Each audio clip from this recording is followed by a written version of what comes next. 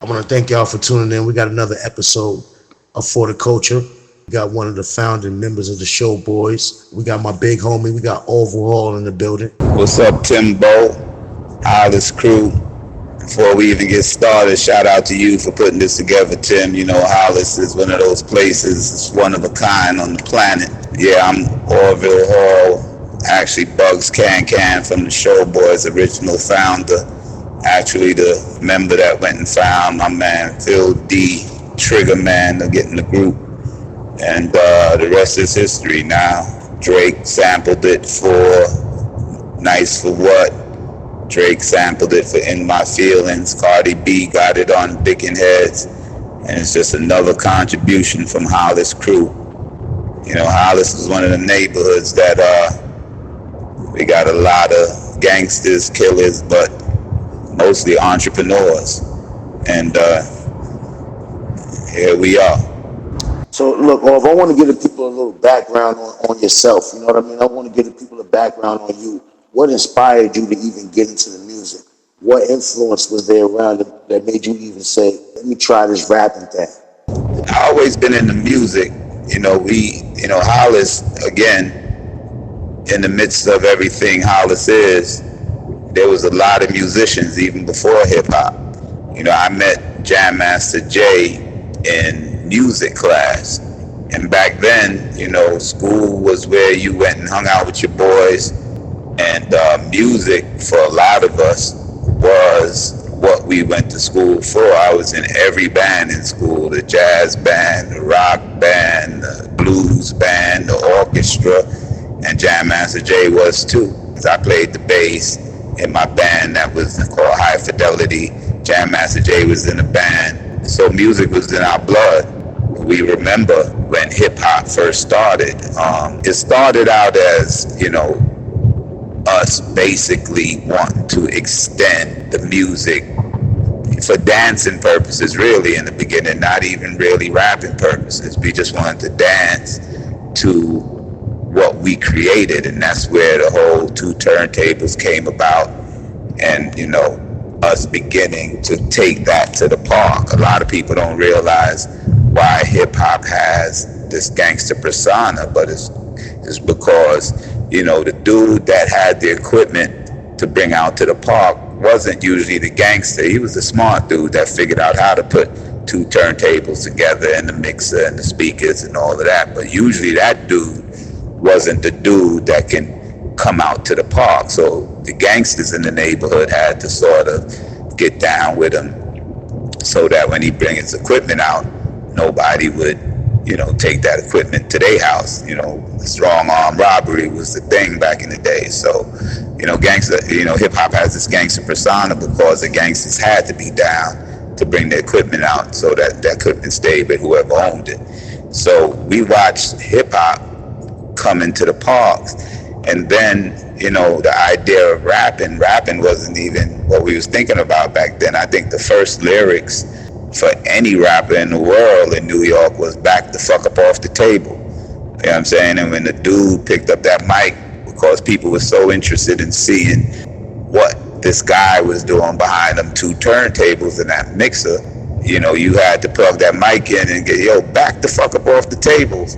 And when dudes seen the power of that microphone making a whole park back up, then you started getting into the mic controller. MC was the mic controller. Like, yo, throw your hands in the air, wave it like you just don't care. Like, people started seeing the power of the mic first from making people back up off the table, and then MC started coming in and people started doing routines and the echo box and all that stuff in the park.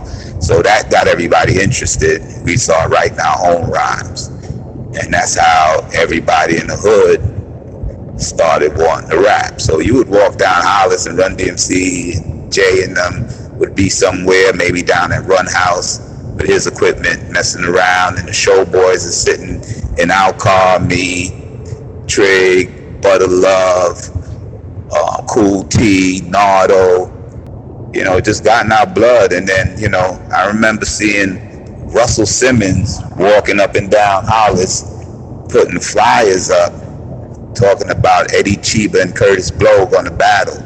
Ed Lover was in our neighborhood. Like I remember me and Triggerman riding and seeing Ed Lover walking down the block looking depressed, and we picked him up.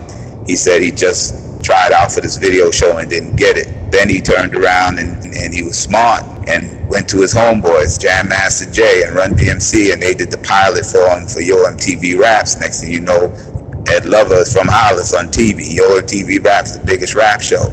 So if you was from Hollis, you seen Russell Simmons walking around, you see Ed Lover on TV, you got Run-D.M.C blowing, you wanted to be a rapper. You know what I'm saying? So me and Trig was one of the DJs in Hollis, DJing that Flamboyant on Francis Lewis. You know, I told him, yo, what's up? You want to start a rap group? And we started the Showboys. Had 2 records out, Cold Front and 10 Laws of Rap. Those went out, Mr. Magic, did I in New York. But then in 86, we made that monster, Triggerman. It wasn't called Triggerman, it was called Drag Rap. How did drag rap even come about? How did y'all even get the idea for the song? So Dragnet was a gangster show, so I heard that. I took that, dun, dun, dun, dun. The rhymes you are about to hear are true. Dun, dun, dun, dun, dun. MC's names have been changed to protect the innocent. Once I did that in the crib, I was like, man, we killing this. So I sort of hummed the Dragnet theme with the Dougie Fresh beat. The show, dun, dun, dun, dun, boom, boom, tat, boom, boom, tat, boom, boom, bat, bam, bam, bam, bam, boom, boom, bat, boom. And that was the making of Triggerman.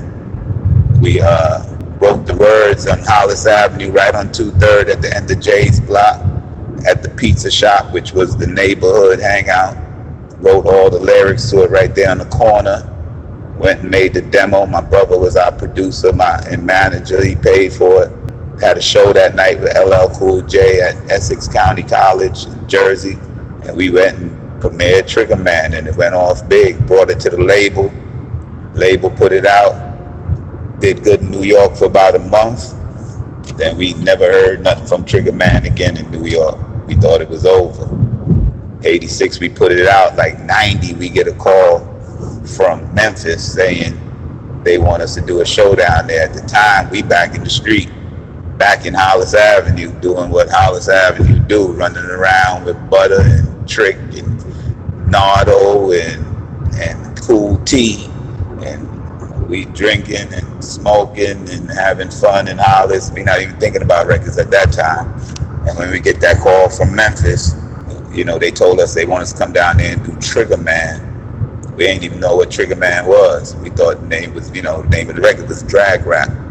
So we called the promoter, and he had Drag Rap on his voicemail. So we was like, oh shit, it must be the record. So once he got in touch with us, he said he'd been looking for us for about 4 years. The label been telling him one of us was in jail, one of us was dead, and he wanted us to come down and do a show. Now we was from Hollis, so we was gonna go anyway, just to get out of the neighborhood for a little while.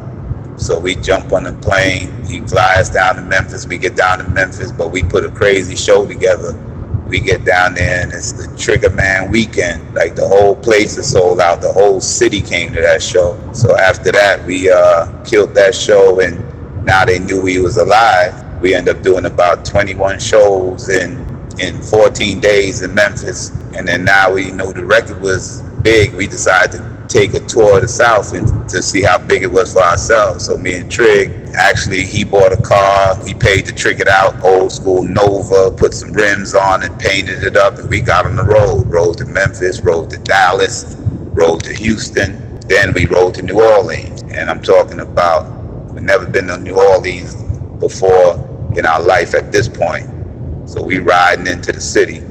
And as we ride, every single record on the radio as we rode into town was Triggerman. Slow records, fast records, it didn't matter. Triggerman was in there. Whoo, whoo, whoo.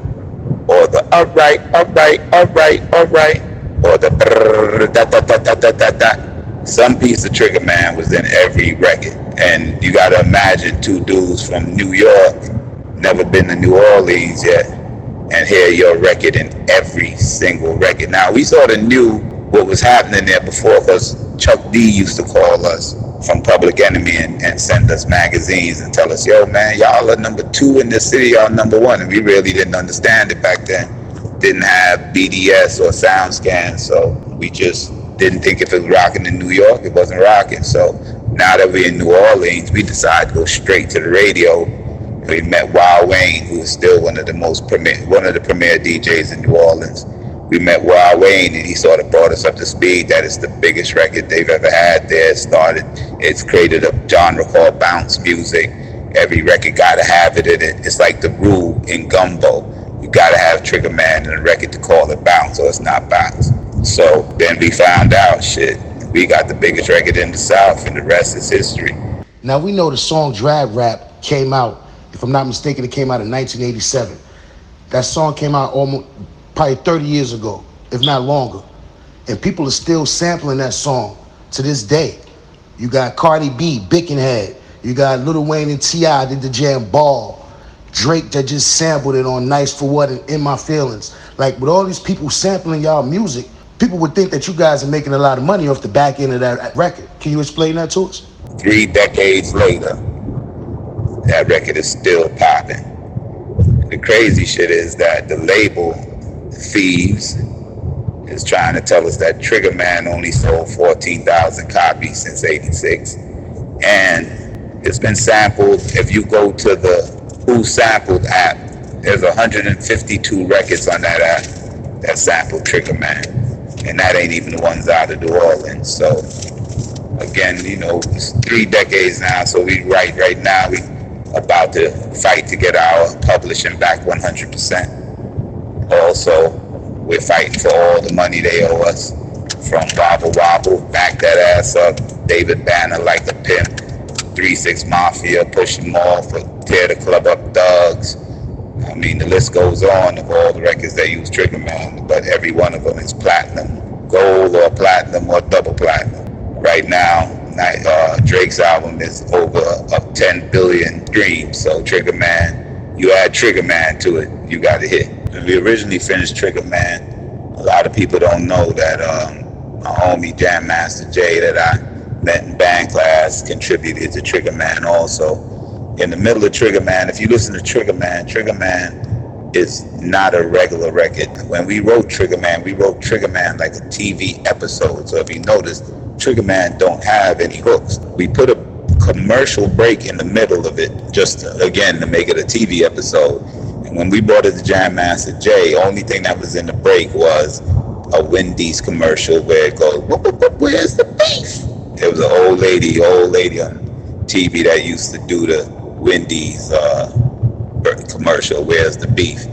And when Jam Master Jay heard it, he was like, "Yo, man, y'all should put the Irish Spring whistle over that." So when you hear the commercial break,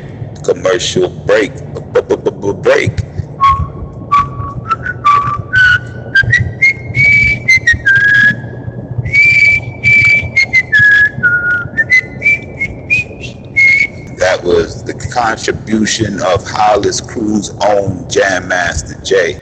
Now, being from Queens, we both being from Hollis, do you feel like Russell may have dropped the ball when it came to the Showboys?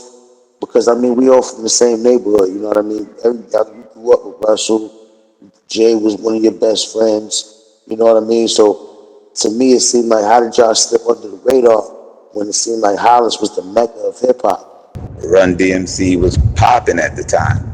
Run-D.M.C. was our friends. Like, you know, me and Jam Master Jay was best friends for a long time. And when I say best friends, you know, that's how the hood is. Like, you know, we were best friends in school, and that's where you make your real friends when you're in junior high school, elementary school. Those are your friends, right? So we were friends, but then, you know, again, when they hit the road, it was back and forth. Sometimes we didn't see each other for a while, and back and forth, back in and out the hood, right? So they was out. They was shit, sucker MCs. It's like that. Rock Box. Walk This Way. Like, you know, it wasn't only Russell that overlooked us because he was very, very busy with Run-D.M.C, but it was the label. You know, every time Showboys would go up there to present another record to release, they would pull up an album and go, look, Run-D.M.C in Chinese. Look, Run-D.M.C in Russian. And again, those was our homeboys, so we was happy for them. We was happy for them. And you know, so at the same time that the Showboys had this record that was somewhere in the world, we didn't know what was happening to it. Now, with Run and Jay and DMC and them guys being so popping at that era, we know in the 80s, we talking about the explosion of the crack era. So we talking about Fat Cat, your Pappy Masons, Preem, your Prince. You know what I mean? What was the connection between those guys? Did they reach out and did they seek out Jay to be around those guys, to get in those different circles? I remember when I first got hired with Adidas, one of the first things they saw in me was that I knew a lot of people. They asked me, did I want to, because at the time I was with Adidas before they made their first billion. So I was instrumental in building all of Adidas urban market infrastructure. So I used to load my car up with sneakers, trunk, back seat, and just ride around Queens. And I could go anywhere and pull my trunk up and put shoes on the top of my car, Southside, Hollis, Rockaway, it didn't matter. I rode around selling sneakers. And I used to, for one of my first stops would be 40 Projects and pop that trunk called Baby Wise, Bimmy, Black Just, rest in peace, Preem, Divine. They would buy me out. I wouldn't even make it back to the hood. They would buy, Baby Wise would come and say, yo, put those 8 right there to the side, or handle his business, come back and give me 50 times 8. No questions asked, no haggling, no nothing. So when it came down to business, music business and all that, Southside and Hollis, incredible. But if it came down to that block and there was money to be made and there was 2 people that wanted to make it, it didn't matter where they was from. They gonna bump heads. And that was Queens. Now, man, the era of people, checking in and you got to tap in, all that type of shit that's going on right now. What was the vibe, man, being 2 guys from Queens touring in the South in that era? And did guys have to check in or tap in with some gangsters for you guys to be able to move around freely as you did? Nah, the good thing back then, if you was from New York, you was good. Unless you was an asshole from New York. Hip hop started in New York. We was it for a long time. For a long time, none of the other regions were even trying to make records. They was just happy to have our records and be able to do something new in their city to our records. So every time we got to a city, be it on tour, running around with Run-D.M.C or ourselves, all of the real gangsters in any other city in the South, in Chicago, in LA, wherever you got the real gangsters would wear New York Yankee hats. You know what I'm saying? And they would love a New York dude, especially if you was a rapper and you was cool.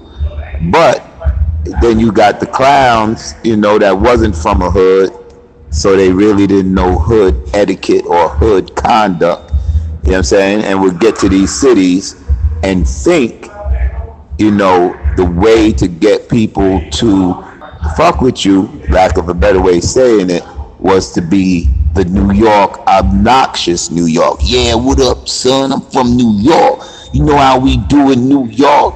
And that was the fastest way to get mobbed. Hey, yo, check it. So now we know that Irv got the little Tales. He got the series on BET called Tales and all that. Man, give us a story. Not an Irv Gotti story. Give us a DJ Irv story, man. I'm talking the days where Irv used to come through, pre him getting the job at the radio station and all that, where Irv used to come through on the pedal bike with the tapes and all that, man. That's funny you said that. Irv on the pedal bike with the tapes in the backpack.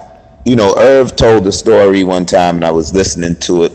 And, Irv is just like the rest of us from a hood that was really a hood. Irv know how to move through gangsters too. And, but, when they asked Irv, how he got on, he told the story of the feds following him in the car and those different things, which is, absolutely true and all that, but he didn't tell that story. Like, that's the story I love of young Irv Gotti. Where he started, how he started. He got out there and grind. Irv got out there and grind. Irv saved Def Jams. You know what I'm saying? Irv brought Jay-Z, DMX, and Ja Rule at the same time. You know what I'm saying? And then Hollis was gangster. And you know, in hip-hop, like we talked about earlier, had the perception of being gangster. But I just really wish sometimes these dudes told those stories. You know what I'm saying? Those stories of how they really came up with an idea, put it together, and then got out there and made it happen. And that was Irv Gotti. All right, y'all, I wanted to validate your story. So I got my partner, man. I got my nigga Cizo from downtown New Orleans. He gonna tap in. He just gonna tell y'all the vibe or what the impact that that song made on the city when it came out. And from, you know, we gonna hear it from the horse's mouth. Somebody that was right there, out there living, you know, off the porch and all that. So I'm gonna let Cizo speak for himself. Yeah. What up, yo? This your boy Cizo, man. You know, yeah, I'm sitting here chilling with my dude, and he asked me to give y'all some info about when that Triggerman beast came up on the scene in the NO. Young cat like me, I was like maybe 12, 13 years old. It was a club called Club Adidas, man. Oh man, that shit used to be popping. I'm talking about like in the late 80s, like 87, 88. You did, young nigga like me, I couldn't even get in the motherfucker sometime. I had to be around a couple of my big homies, you know, used to get me in. But back to the story, you know, that song, man, it was a big influence on New Orleans because we kind of got this thing called bounce rap. So what the DJs did was they took that Triggerman beat and, man, you know, they kind of formed that shit up and was slowing it down, speeding it up, and, you know, still to this day, you know, I'm talking about from late 80s, early 90s, and what? This 2018, 2019, we going into that shit still pop down there. If you come to New Orleans and you hear half the beats you hearing and you see them bras dancing, you're gonna hear that Triggerman beat somewhere up in there, mixed up in there. Just give me a story about you being out and about, being in the club or whatever, a concert or whatever, and that Triggerman shit coming on, and niggas, so they say in New Orleans, niggas booting up. Young nigga like me, when I came up, you know, that shit that had a big influence on when it came on in the club, man, you know. It had niggas tripping, wanting to shoot the club up. You know, we been there before Lil Jon come with that bullshit about tear the club up, man. To believe it or not, them was the type of niggas that came to the Endo and experienced how it was going on in the early 90s, in the late 80s, early 90s, seeing how it was going on down there in New Orleans. And that's where them niggas was getting influenced at from their song. But you know, like I said, back to the Triggerman beat, man, man, that shit was wild, man. Niggas was hearing that there, you know, and just getting on some other shit, you know. But Triggerman, man, come a long way. Them cats should have been getting their money, though. I heard from my homie, too, man, them cats ain't been getting their cake, man. Shout out to y'all boys, though, man. Y'all need to get y'all cake, man. So, Butter Love, man, this is the Showboys episode, right? So we've been talking about Orv and Phil.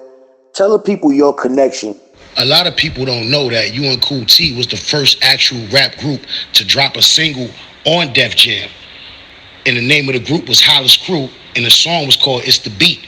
So a lot of people don't know that. Tim, what I could say to you, bro, it's a long story. We got a long history, me, Phil, Orv, Bernard, Kool T, and we started 20, 30 years ago. Phil from Hollis, Orv from Springfield. We got together on some, you know, Run-D.M.C shit, making music. So, yo, Butter, give me one of your give me one of your fondest memories, man. Give me a Showboys moment, man. Showboys Hollis Crew moment, man. Any state, any year. Just give us an interesting story, big bro. We was down in Memphis and did a video, and that shit came out crazy. You know what I'm saying? And one of those pictures, I gotta look for that picture of me, Orv, and Phil. And I had on a long muskrat coat. And that muskrat coat, I remember fighting a dude in Long Island, me and Tommy T, Davey DMX brother. Me and Tommy T was in Hempstead at the White Castle. And I fought this dude, and I whooped him up and took his coat. And me and Tommy T was like, damn near we was gonna fight on who get the coat. But I ended up keeping that damn coat. And it's in one of those pictures of the Showboys, me, Orville, and Phil. We all had guns in our hands and shit like that. And they used to call me Elliot Ness. I remember a show we did in Memphis again, where that's when we learned the gangster walk, bro. I mean, it's something phenomenal to see, man. A whole club, 600 people, 700 people going in a circle doing a gangster walk. And if you weren't a tough motherfucker or a tough bitch, you better get out that circle. And that was one of the craziest times that I had rolling with all of them, learning different shit, you know. But we was hood dudes anyway, you know what I'm saying? So we fit right in, bro. I remember coming out after we did a show in Memphis. We came out the show, about to get into a limousine, and a motherfucker gets shot right in front of us. Orville tell you, shot right in front of us. And we did a video down there, and that's when the lean, I'm talking about, this is the 80s, bro, 80s or something like that. It was definitely 80s. I know it wasn't into the 90s. But that's when lean was serious, bro, even back then. That lean was serious. These niggas just learned about lean. That lean was back then. Niggas was nodding on set down there. Them goons down there in Memphis, they was on that shit way before that shit came prevalent, bro. We didn't know what the fuck that was. We just see niggas nodding. We found out that's that syrup. That's Scissor. 3-6 Mafia brought that to a head. We seen it, firsthand. Them cats down there, you know what I'm saying, was about that shit. And we knew some characters, bro. Some gangsters. Niggas want to be gangsters. Niggas is gangster. I mean, chicks rolling with, guns to our hotel. And, all will tell you, man, for me, it was something to see, bro. Like, we enjoyed ourselves so fucking much that it was like a second home, man. Like, we know a lot of cats, man. Like, real gangster niggas, wanting to take pictures and shit like that. And yeah, I give a lot to Orville and Phil, man. They put me up on game, bro. And like I said, we all from the same gang. We from Hollis, bro. And they didn't care about that shit, man. We was just doing what the fuck we was doing. But that's why the podcast is called For the Culture, man. We giving history lessons. And like I said, I grew up watching all these dudes. I grew up as a shorty watching them. They can tell you. You know what I mean? Like I told y'all that you're going to get to learn more about me as the podcast progresses. But I figure the best way for me to introduce myself to the world will be to take y'all on a little stroll through my neighborhood and some of the colorful characters that came from my neighborhood and some of the guys that I watched as a shorty who influenced me in life. You understand what I'm saying? So with that being said, it's just that these guys can vouch for me. I always been a solid dude, man. I even as a youngin', I mean, because these is the guys that I had around as I don't want to say role models, but I mean, when I jumped off the porch, these was the guys that was moving around. Timo, ask Orv and Phil about getting the key to the city of New Orleans. You got to be really up there to get the key to a city from a mayor of that city. Cats don't know that about us, bro. We got the key to New Orleans. Hey Tim, so Butter was a part of our story too. Butter is original Hollis crew member, and when I say original, meaning of Run-D.M.C, and Butter and Cool T became the group Hollis Crew and actually had the very first record on Def Jams because It's the Beat. So Butter and Cool T, what happened was Russell made a record for Run-D.M.C called It's the Beat. Run-D.M.C got their deal with Profile and was about to put out Sucker MCs and It's Like That. So Russell decided to give It's the Beat to Butter Love and Cool T. So Butter Love and Cool T made a record called It's the Beat, and it's the very first record on Def Jam Records, man. And nobody knows that. So I want to introduce my homie, man, Big Phil, man, aka Triggerman, one half of the Showboys. He gonna come on and tell y'all a little bit more of his story, man. My whole idea with doing this interview with the Showboys, of course, is they the big homies. You know, I watched them guys as I was a shorty growing up. You know what I mean? And they showed me a lot of love. And today, you get a lot of people that they don't get the notoriety until something drastic happens, until they passed away or some shit like that. I want my homies to smell the roses while they're still here. And my guys made a major contribution to this music thing, man. And I want them to be able to smell their roses while they're here. So whatever, I'm just trying to play my part and help tell their story to the world. Meaning that, a lot of people know it, but we want to get it out to the younger generation, the impact that these dudes had. What up, Timbo? What's good, baby? Triggerman here on the set live as usual and whatnot.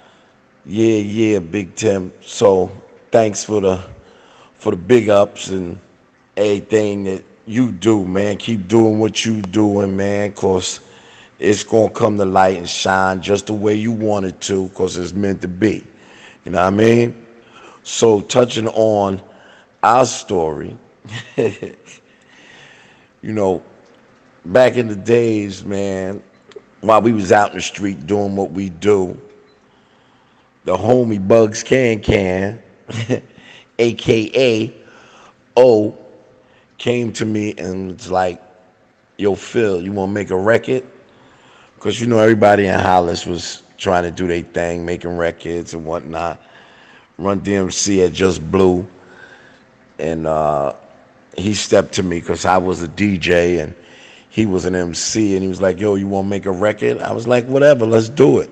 So we went in the studio and we did our thing. We made a couple of joints, and his brother thought that they was fire, so he took them down to Profile Records and shopped them for us. So when he shopped the records for us, Corey Robbins, who was the owner of Profile Records at the time, fell in love with two of our joints. It was called Cold Frontin' and the 10 Laws of Rap. So he signed a little contract with us, a little deal with us, single deals at the time. There was no album deals back then. They was all single deals with Profile. So we signed with Profile and we dropped those two records. Then as those records is playing and whatnot, we just fell in love with the studio. So we was in the lab almost every day making joints back and forth, just making joints, because we love music. But we really wasn't focused on the music like we should have been focused on the music, because we was too busy in the street doing what the streets do. Everybody wanted to be like Mike. We wasn't really trying to be like Mike. We was trying to be like Frank, Frank Nitty, Frank White, Frank Lucas. That's what we was on. We was on some get it however we could get it. And if we felt the music could get it, then why not? So that being said, we was bubbling with that little bit of those two joints. And then we made another joint called Drag Rap. We was sitting out in front of the pizzeria on 2/3 Street in the Jeep, because that's where we used to sit at and smoke our blunts and drink our 40s of Old Gold from Papa Kim's. And we was beating on the dashboard, and we came up with Drag Rap. We started doing a beat and started writing the rhymes with Drag Rap, because Bugs had left his house, and as he's leaving his house, he heard the theme song for Dragnet and came up with that idea and said, yo, we need to make this joint off of this. So we took the dan dan dan dan and put a beat underneath that shit and added a few other things to it from the 808 and the Lin drum. And the rest is history. Because it went crazy throughout the South and overseas in London, and it was just bananas. That one record started a whole genre of music. That one drag rap, which they switched the name to Triggerman, started a whole genre of music. You can't make a bounce record without having drag rap, Triggerman in it. So it was just ill as ill could be. Y'all made that album in 1986. You know, hip hop. I mean, what was that? Rappers Delight. What was that? 79. So hip hop wasn't even 10 years old. So it was in its infancy for real. No doubt, no doubt. And that was like our fourth or fifth record in '86. So the first record we made was back in '83. So it was definitely in its infancy. You know, we was there in the beginning, man. Shit. Joe used to come to my house and get my approval for every record they made. You know, yo, what do you think of this? How's this sound? Is this right? Yeah, that shit is fire, Joe. You know, shit, one of the first mixtapes to run around the city, me and Joe did upstairs in my attic, because I was like one of the first ones around the way to have the fucking SBL ones, because both my brothers was in the Navy and they brought them shits from overseas to me. So yeah, this shit was in the infancy of it, man. This shit was early rap game. Early shit, man. That's just how we get down. That's how I got down. And like I said, we was in the streets, man. We really didn't give a fuck about that. We just wanted a good time. You know, I had the fucking set, you know, because I used to DJ in the park, man. I go in JP all the time with my set and tear it down. That's just how it was. Crazy that you touched on going in Jamaica Park. We just said, people from Hollis, we say JP. But to the world, this is Jamaica Park. This is the park on 202nd Street and Hollis Avenue. So now this is the same park that Irv Gotti made his bones in. The same park that Baby J made his bones in. You know what I mean? From the Park Jam days up until present, man. Like, these dudes really laid the foundation for this hip hop shit, man. In Queens, we don't get the accolades that we deserve, man. I'm talking from Run-D.M.C to Showboys, LL. Then we gonna speed it up. Mobb Deep, Nas. You know what I'm saying? Queens, we done created some monsters in this rap game. Nori. You know what I mean? Father MC. For those that don't know, Far Rockaway. Man, Queens done created some animals in this hip hop industry, man. And we gonna let the world know, man, this shit is for the culture, man. Yeah. So to touch on the animals, you can't leave the big homie 50 Cent out, because he really made noise. Yo, it's funny that you said that about 50, because you know, everybody know the Ja Rule and 50 Cent beef and all that. But you know, you had guys like Jay, you yourself, you know, a couple other individuals that had personal relationships with 50. You know what I'm saying? So, you know, it wasn't a Hollis versus Southside thing. It was a few individuals that had issues with another few individuals. You know what I mean? So just to clear that up, man, it was never really a Southside versus Hollis thing, because a lot of my homies were from crosstown. All them niggas used to hang out together in Jay's studio, man. Black Child, 50 Cent, Ja Rule, all them used to be in there with us in the studio. And them niggas turned south when niggas tried to play niggas. And they know what happened. They know what happened and where it went wrong. You know what I'm saying? That should have been all love all the way. But listen, I love my nigga 50 Cent, just like I love the whole other side of that, man. But 50's always been my man, and he'll always be my man.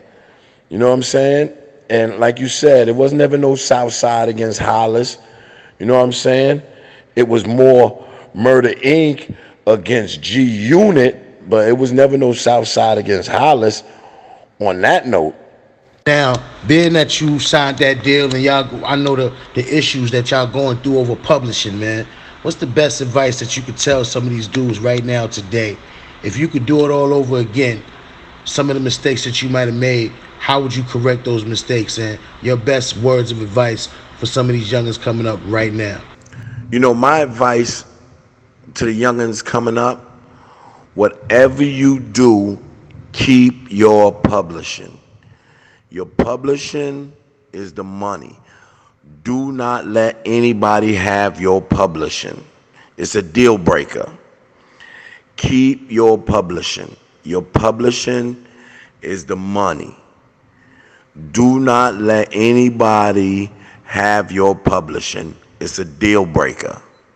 I'm going to say it one more time, because 3 times the charm. I should say it 7 times, because they say it takes 7 times for it to penetrate and for motherfuckers to really understand. Do not let anybody have your publishing. Your publishing is a deal breaker. You feel me? Because if it's meant for your music to be out there, it's going to be out there. Don't settle for it and give up your publishing. Keep your publishing, because that's where the money's at.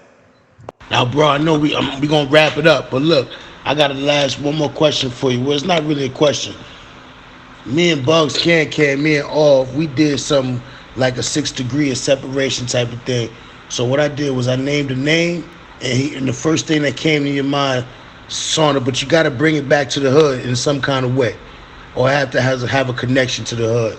So I'm just going to throw a name at you, a name of a group or a person, whatever, and then you bring that shit full circle to around the way. Beastie Boys. Well, you know what the Beastie Boys was. The Beastie Boys was a white version of Run-D.M.C. So the Beastie Boys got put on because there was their song "Slow and Flow," I think it was, that they did. It was really a song for Run-D.M.C., but Run-D.M.C. didn't want to do it, so they gave it to the Beastie Boys. So the Beastie Boys pretty much say was a white version of Run-D.M.C., and they hung out in the hood with us. They hung out in the hood with Run-D.M.C., so that's easy. Now, it wouldn't have been right if we ain't speak about the Hollis crew. Now, we spoke about the Showboys. Now, it wouldn't be right not to include the Hollis crew in that conversation, being that they was the first group ever signed to the major record label, which is Def Jam Recordings. And we got one of the founding members of the Hollis crew. And I'm not meaning the Hollis crew as meaning, the Hollis crew. I mean the Hollis crew as a group. We got Cool T in the building. Cool T, do us a favor, big bro. Tell us a little bit about yourself, man, and how did that deal come about, and how did it feel being the first group signed to that record label? Yeah, man, it goes way back in the early 80s, man. We grew up with D, Joe, and Jay. We was homies, went to school together and stuff like that, you know what I'm saying? And Russell, that's Joe's big brother, you know what I'm saying? So he was doing local promotions in the neighborhood and around the city and stuff like that.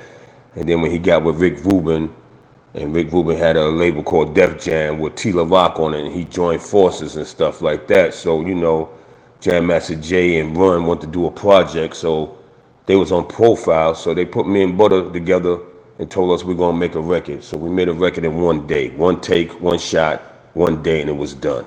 That's crazy, but look, a lot of people never even knew that. Now, the Cool T that I remember, Cool T, I was a shorty. Y'all got me by some, y'all was the big homies.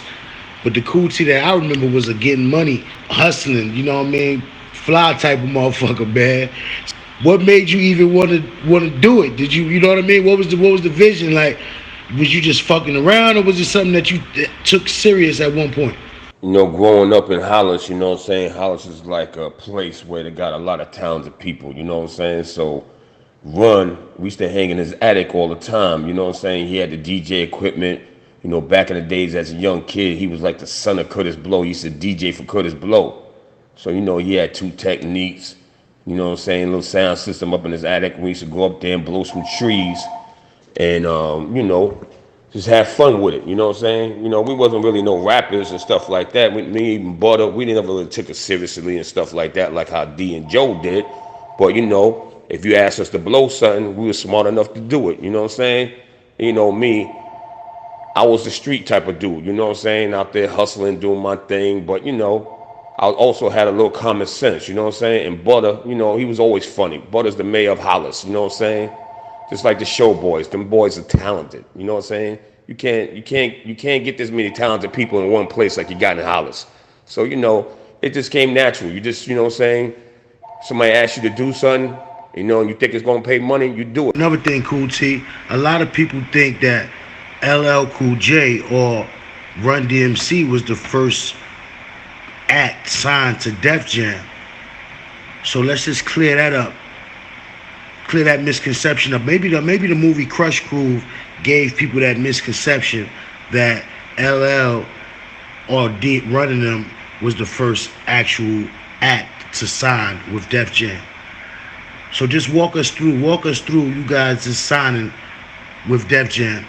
And why did y'all sign with Def Jam and not Profile? Because Profile was the label that running D and J happened to sign to. Well, to be honest with you, we wasn't even signed to Def Jam. We was like the last independent artist on Def Jam, whatever that means, you know what I'm saying? It was just like a homie thing, you know? We grew up in the hood together, you know, we was young, you know, we was like 5 MCs, me, Butter, Runny Ray, DMC, and Run, all up in the attic just rapping, doing our thing. We always said, you know, if one get paid, we all gonna get paid. So it was just like one of those things like another brother looking out for another brother. So you know what I'm saying, when they had the opportunity and Russell had his thing, you know what I'm saying, he said, yo, put the Hollis crew up there, you know, let them do something. So, you know, we ran down to Chung King and stuff like that. We wasn't shopping for no labels. It was just like, you know, brotherly love type thing. You know what I'm saying? Like, it was like, you know, it wasn't like even a second thought. It was like, yo, you family. We gonna get you some money. We gonna do the thing. Just be yourself. We gonna make it tonight. You know what I'm saying? And that's what we did. You know what I'm saying? We went up there. Never been in the studio before. None. You know what I'm saying? Just one take, one shot, and it was over with. You know what I'm saying? We wasn't like shopping around for labels. And, you know, Run-D.M.C wasn't even on Def Jam. You know what I'm saying? They was on Profile. You know what I'm saying? And LL, he came like maybe a year or two later, you know what I'm saying, after he shopped around for his back of Tila Rock record and sent it up to Def Jam and stuff like that. But, you know, we was the first one as Def Jam with Russell Simmons and Rick Rubin getting together. You know, they was in college together, you know what I'm saying, sharing the dorm room together and stuff like that. So when they got their little label and got their money together and stuff like that, so, you know, they told Jonah, yo, we need something on our label, let's get them. This is before the Beastie Boys, before everybody.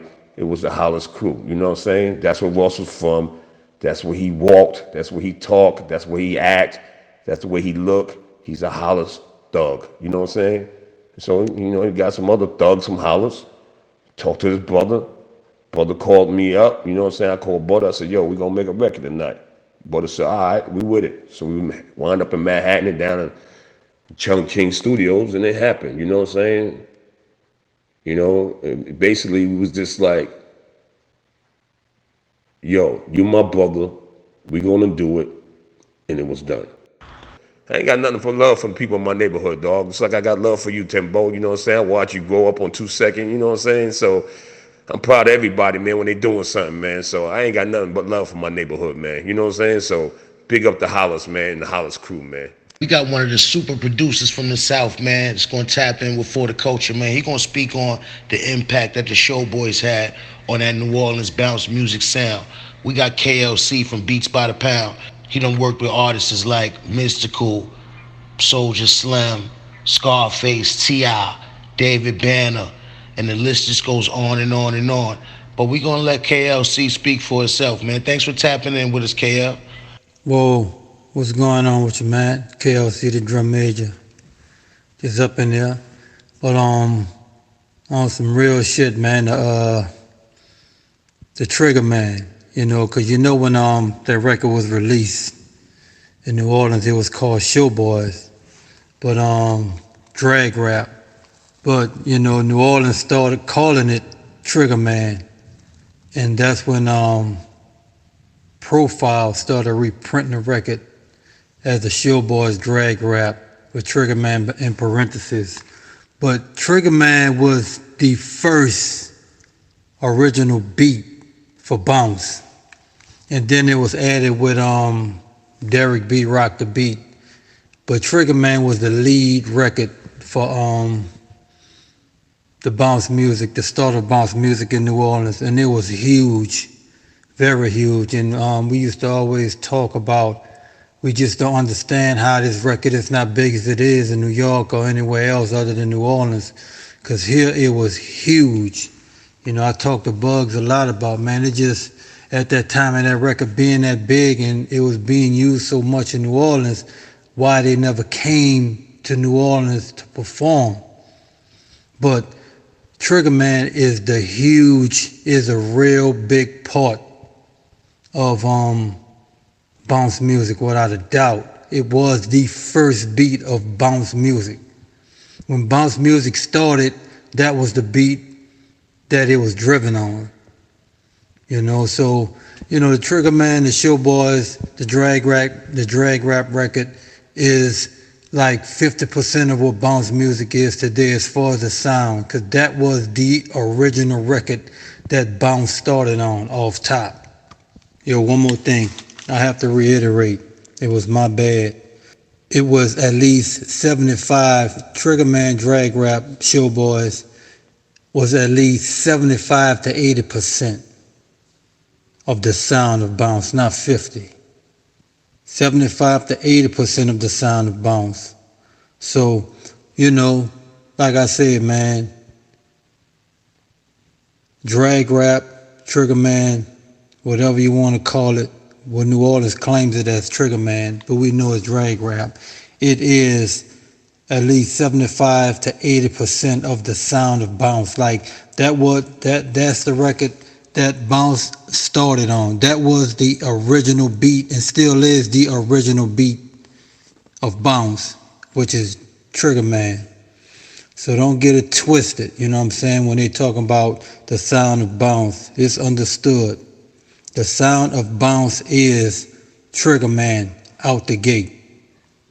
And I just wanted to get that reiterated because I just realized I said 50%. What I meant by 50%, it was 50% of bounce, meaning that the beat was 50% and the lyrics was 50%.